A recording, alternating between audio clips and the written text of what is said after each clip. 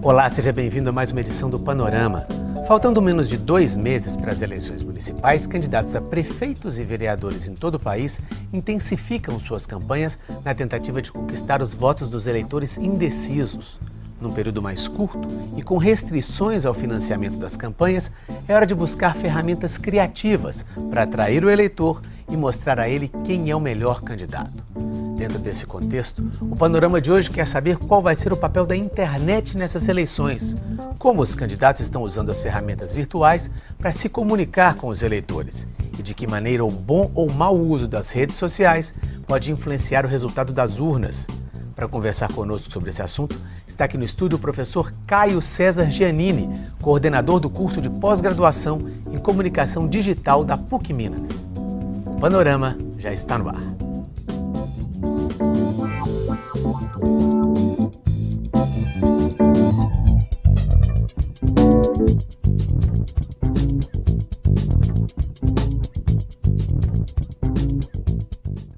Caio, muito obrigado pela presença. Eu queria começar perguntando basicamente o seguinte, com essa eleição, com essa característica que parece que ela vai ter de ser um pouco mais curta e de com menos recursos financeiros, a tendência é que a importância da internet aumente, os candidatos usem mais a internet para se comunicar com os eleitores? Isso vai forçar ainda mais o uso dessas plataformas, dessas ferramentas. A gente já vê na última década uma tendência, uma crescente no uso dessas plataformas, desses espaços de conversa, e agora com essa restrição financeira e também com a normalização da coisa, os candidatos tendem a usar cada vez mais. Como é que você analisa esse crescimento aí ao longo do tempo? Isso vem sendo feito de forma paulatina? A gente pode citar casos em que a internet foi melhor usada ou usada de forma equivocada em outras eleições passadas que possam servir para essa eleição? Olha, ela está sendo usada de uma maneira cada vez mais ampla, mas os candidatos estão aderindo cada vez mais. Ainda não há, para a gente ver aqui no Brasil, um caso muito bacana, assim, de um candidato que tenha usado direitinho essas plataformas. A gente vê muita difamação, muito ataque, a tentativa de usar esses espaços para difamação do outro, desconstruir a imagem de outro candidato, mas o que a gente tem visto é um acompanhamento do uso dessas plataformas em paralelo com a quantidade de pessoas que têm acesso à internet. Então, nos últimos 10 anos, a gente tem cada vez mais pessoas usando smartphones, estando conectadas o tempo todo, e aí, por consequência, a gente tem os candidatos também ocupando esses espaços, infelizmente, apenas nos momentos pré-eleitorais, os momentos de campanha. Pois é, eles poderiam ocupar em outros momentos também e não vêm ocupando isso? Há uma preocupação menor ou há enfim? Há alguns candidatos, a gente pode identificar, pensar alguns candidatos que fazem um trabalho mais perene, um trabalho de manter um contato com o seu eleitorado, com a sua base, com as pessoas que eles representam, isso ao longo dos anos. E isso é o que é mais bacana desses espaços, porque proporcionam diálogo, proporcionam aproximação.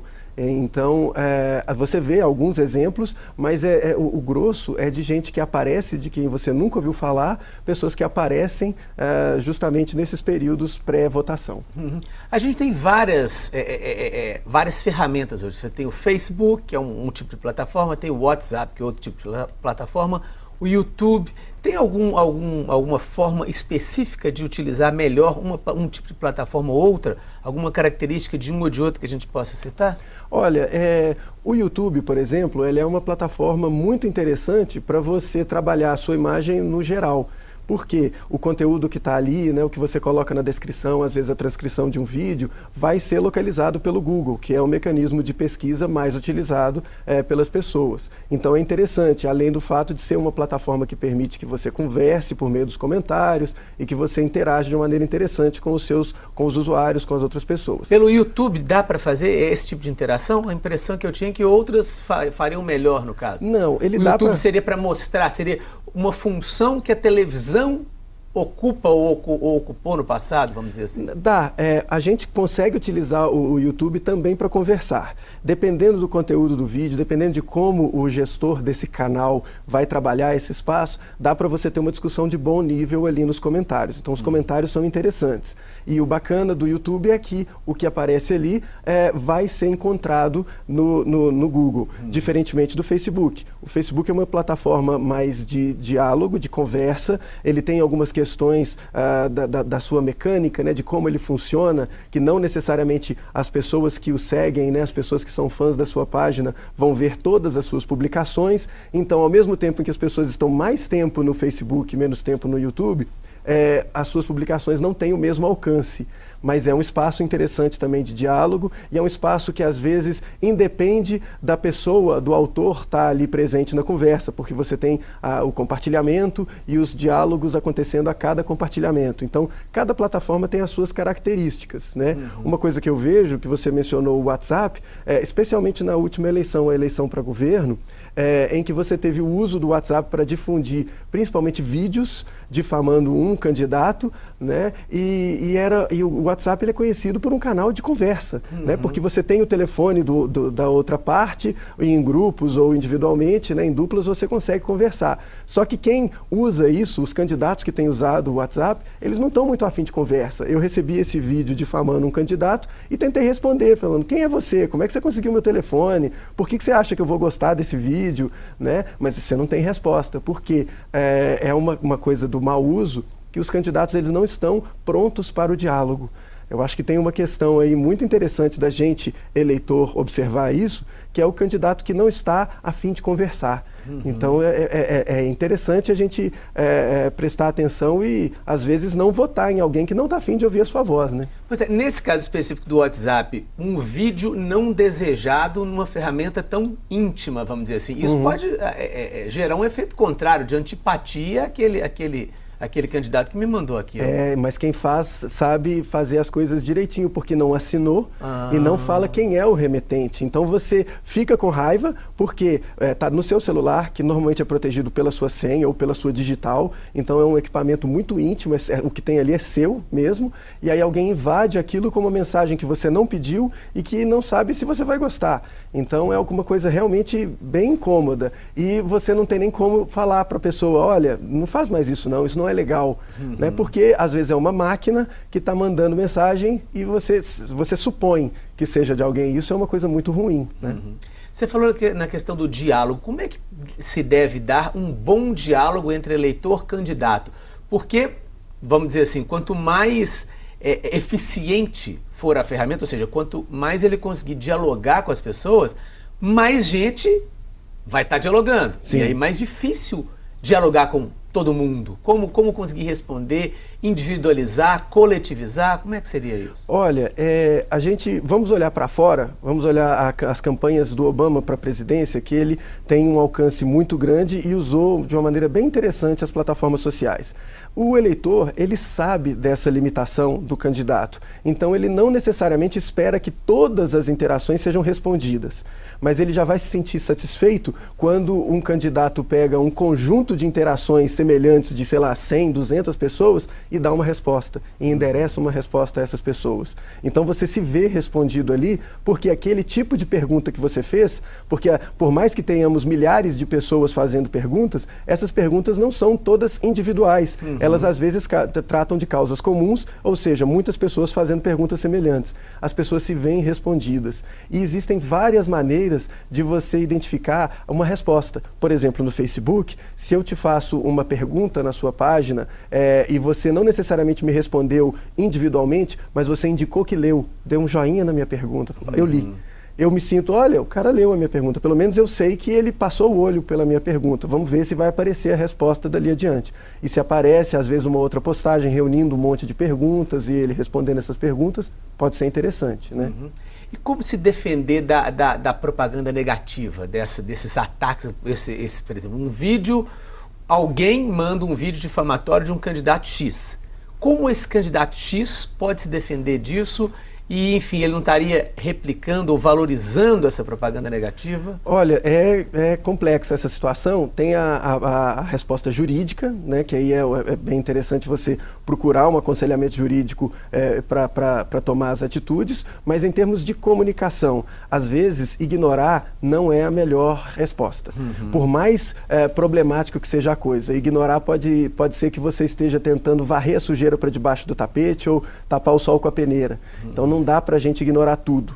É legal a gente ver quem é que está colocando aquela mensagem difamatória ou às vezes acusando de alguma coisa e tentar responder nominalmente e tentar usar o mesmo canal que foi feita a denúncia ou a pergunta ou o que quer que tenha sido feito e tentar chamar a pessoa para conversa, porque aí você consegue separar o joio do trigo. Na internet a gente tem muitas pessoas que estão ali apenas para odiar. Elas vão reclamar de tudo que você coloca, elas vão tentar denegrir ou diminuir tudo que você fala. Se você chama a pessoa para conversa, você vai ver a substância das argumentações dessa pessoa e você vai ver a possibilidade de diálogo dessa pessoa. Se é uma pessoa propensa ao diálogo, pode se construir uma coisa bem positiva daquilo. Agora, se não é, você vai identificar rapidamente e aí sim é o caso de você ou ignorar ou deixar claro para o resto da sua audiência que você está aberto ao diálogo, mas que a outra parte não está. E aí você deixa claro que, olha, para quem quiser conversar, eu estou aqui para conversar. Essa postura é uma postura muito corajosa e que a gente vê muito pouco candidato tomando. Tem-se a impressão de que a internet, as redes sociais, o meio virtual, ele é predominantemente jovem. Isso é realmente comprovado em pesquisas e o candidato deve ter um tipo de postura para conversar com o jovem, outro para conversar com alguém de mais idade? Isso é possível fazer? Olha, se estivéssemos falando de uma marca que tem, às vezes, não necessariamente, mas às vezes públicos bem definidos, sim. Mas como nós estamos falando de uma pessoa, um candidato, ele é um ser humano, talvez soe falso isso. E também a gente não deve partir desse pressuposto de que somente os jovens estão conectados. Cada vez mais as pessoas acima de 40 anos, acima de 50 anos, estão utilizando, estão sendo apresentados a essas ferramentas, a essas plataformas. E elas querem conversar da mesma forma. Então, o ideal é que o candidato, a persona política, ela se apresente como ela é, ela fale como ela é. A gente tem casos aqui em Belo Horizonte do Quintão, né, do Leonardo Quintão naquela eleição, que ele tentou implementar um sotaque de mineiro, uma coisa, soa falso. Não, o eleitor, ele identifica aquilo, ele sabe que não é verdadeiro. Então, se eu tentar mudar o discurso para falar com um determinado público e usar outro discurso para falar com outro público, as pessoas vão ver os dois discursos e vão achar, peraí, quem é esse cara de verdade? Então, o mais legal é que você seja você mesmo. Né? Inclusive, tentando uma coisa que é bem engraçada aqui, é que você vê, por exemplo, os políticos, eles tentando ser cada vez mais neutros, mais impessoais, e é justamente o contrário que a população quer. A população quer que as pessoas se manifestem como pessoas, que os candidatos mostrem que são seres humanos. Né? Que são passíveis de erro e que admitem os seus erros. Isso é uma coisa muito difícil da gente ver, especialmente nas plataformas sociais. Parece que ninguém erra, né? Todo mundo é perfeito, todo mundo tem uma vida linda de margarina no Instagram, e a gente sabe que na verdade não é assim. Então, o candidato, a pessoa que se mostra verdadeiramente como ela tem mais chance de estabelecer uma conversa mais franca. Né? Perfeito. Nós vamos fazer só um pequeno intervalinho. Daqui a pouco a gente continua falando sobre a questão do papel da internet nas eleições. Nós voltamos em instantes.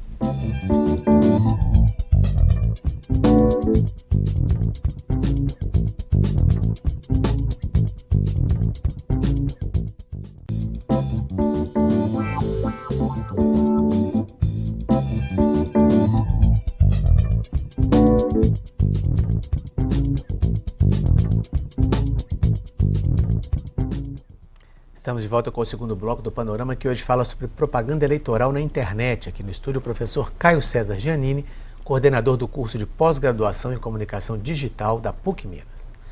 Caio, essas eleições municipais, elas, por exemplo, vamos pegar o estado de Minas Gerais, aí elas acontecem nas grandes cidades, mas também em cidades muito pequenas, cidades com 20 mil, 10 mil habitantes. É possível utilizar a internet em pequenos municípios, em pequenas comunidades, para manter o diálogo? Você acredita que isso pode ser eficiente? Isso pode ser muito eficiente, sim. Há uma questão do alcance das mídias de massa nesses municípios, que é muito pequeno, às vezes não existe. Então, o candidato ele lança a mão daqueles artefatos bem tradicionais, carro de som, faixa, etc. Mas as plataformas sociais, elas são bacanas porque elas servem para também registrar aquilo que vai no carro de som, aquilo que você pinta num muro, some daqui a um pouco. O que está numa plataforma social pode ficar e você pode depois usar isso. Então é bem interessante para a gente, inclusive, reforçar aquela ideia de que não se deve utilizar essas plataformas só no período eleitoral.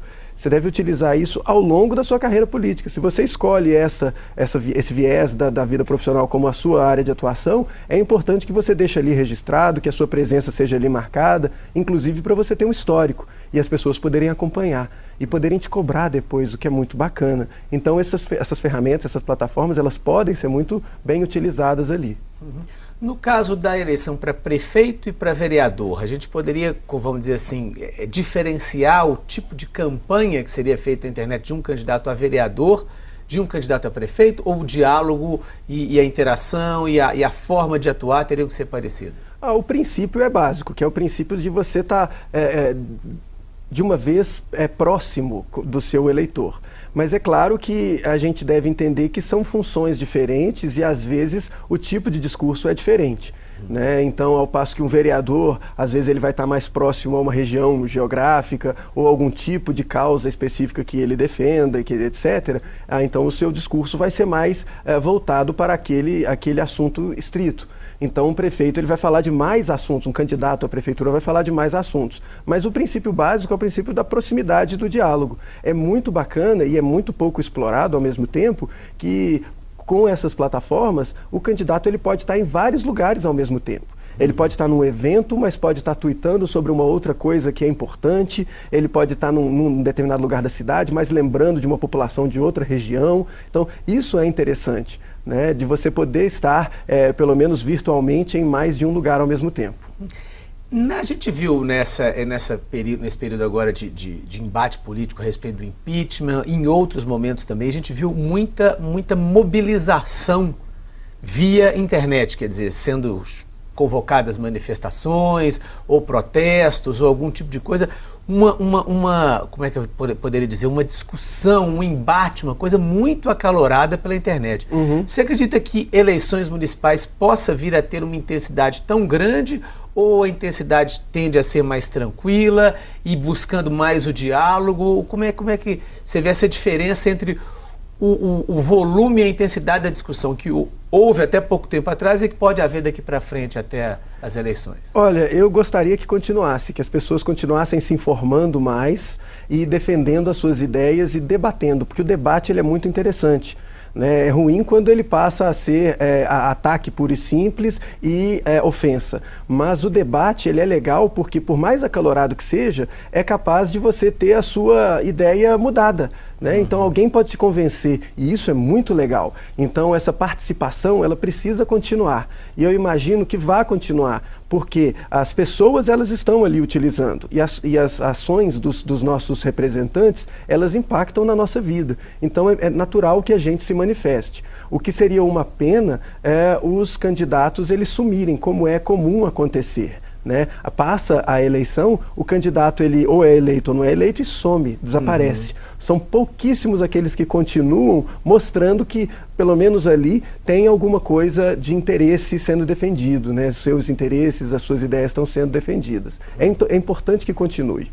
Mas e o limite, vamos dizer assim? É difícil a gente estabelecer um limite entre a discussão ostensiva, uma discussão mais forte, é aquela discussão que passa do limite, que vai para o lado da ofensa, que vai para o lado da não discussão e simplesmente da reafirmação de pontos de vista. Nesse caso é tentativa e erro? É um processo de aprendizado. Né? Nós, brasileiros, culturalmente, a gente vem aprendendo, engatinhando no uso da internet. Por quê? A gente tem um costume que é muito ruim, muito maléfico para a gente, que é o de uma postura passiva. A gente sempre foi dito para o cidadão o que pensar, o que fazer por meio dos veículos de comunicação de massa. Agora que a situação se inverte, que o cidadão tem acesso à possibilidade de colocar informações e de debater, a gente não tem esse exercício do debate muito praticado. A gente sempre tem assuntos tabu, né? A gente fala que religião não se discute, que política não se discute, que futebol não se discute,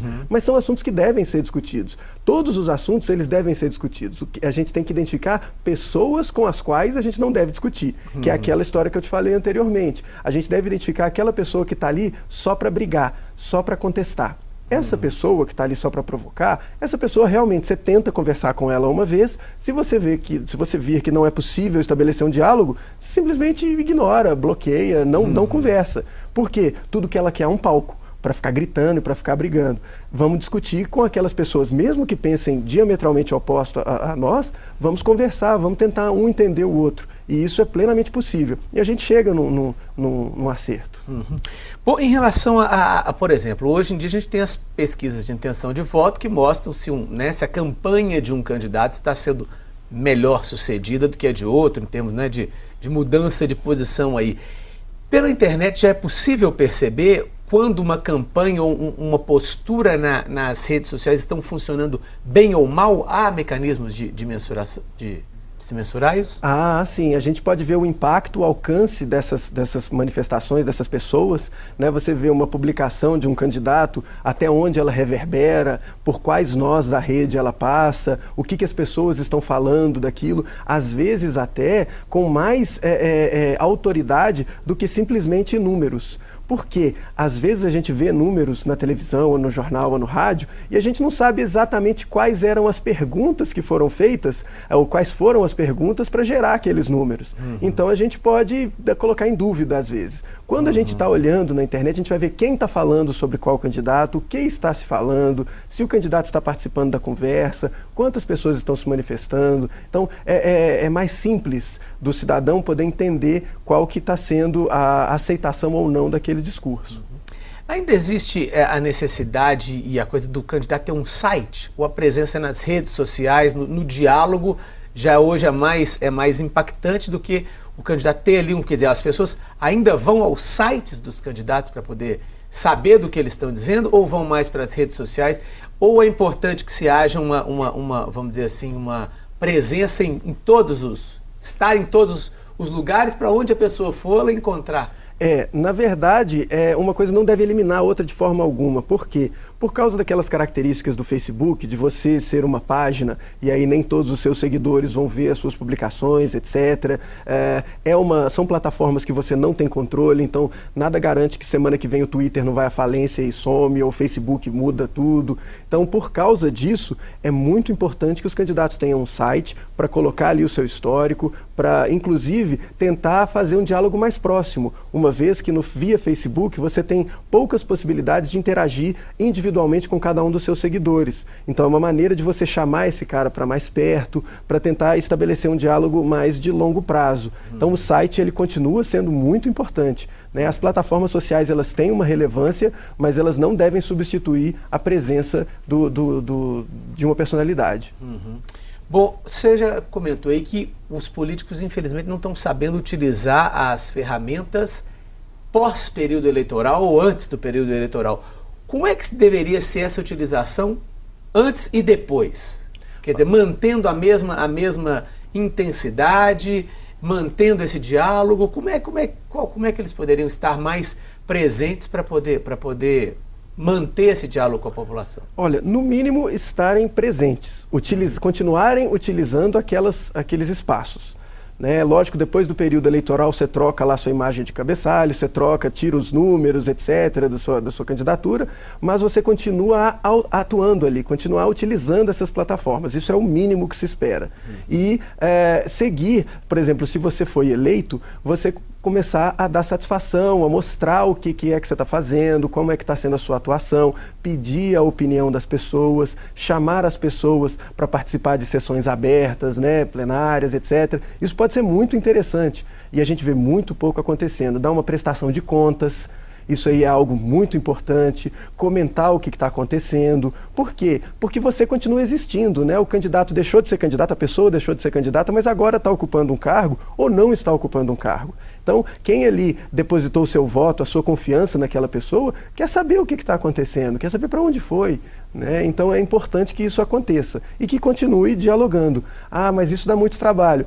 Pois é, ser uma pessoa pública dá trabalho. Não é fácil. Não né? é simples. A gente está chegando ao finalzinho do programa. Tem mais alguma dica, alguma pista aí que você possa dar para os candidatos que possam utilizar aí melhor a internet e as redes sociais nesse pouco tempo que a gente tem de campanha? A gente falou bastante, tem alguma outra coisinha que você gostaria de acrescentar aí? Eu gostaria muito de ver um nível mais alto, o nível não do ataque e da difamação, de defender as suas ideias e de, por parte do eleitor também, se esclarecer sobre qual é a função de cada um desses cargos que estão sendo disputados, porque às vezes um candidato a vereador vai lá e promete um monte de coisa que ele não vai poder cumprir. Que não faz parte do escopo de trabalho de um vereador. Então, às vezes, é muito importante a gente entender o que cada cargo, qual é a responsabilidade, e também para os candidatos tentarem manter um nível bacana de conversa. É muito tentador você tentar desconstruir o seu oponente, mas é mais eficiente você mostrar a que você veio.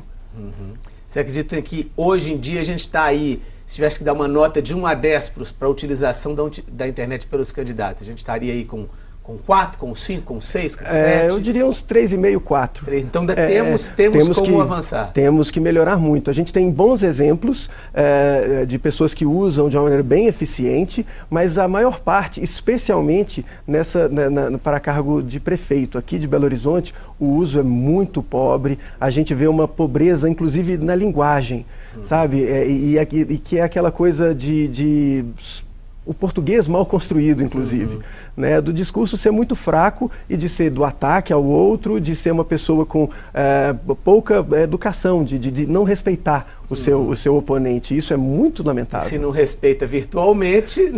Como é que você vai esperar que uma pessoa dessa, né, sei lá... Eu gosto de fazer o paralelo assim, você votaria nessa pessoa? Votaria, beleza. Você compraria um carro usado dessa pessoa?